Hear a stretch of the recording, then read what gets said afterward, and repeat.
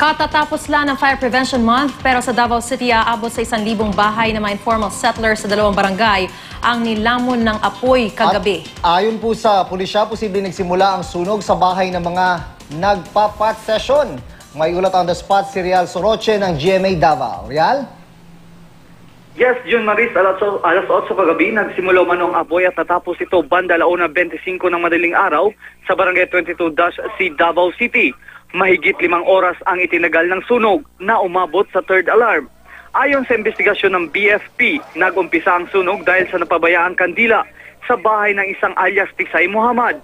Pero ayon sa hepe ng Davao City Police kagabi, posibleng may 3 tao manong nag-pot session sa bahay na pinagsimula ng sunog.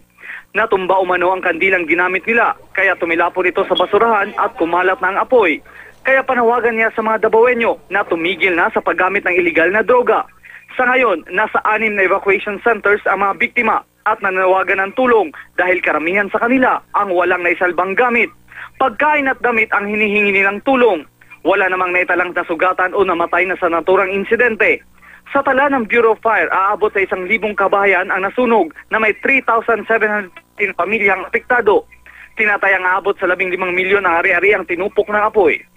Yan ang latest mula dito sa Davao City. Balik sa iyo, Marisa at June. Maraming salamat, Real Soroche ng GMA Davao.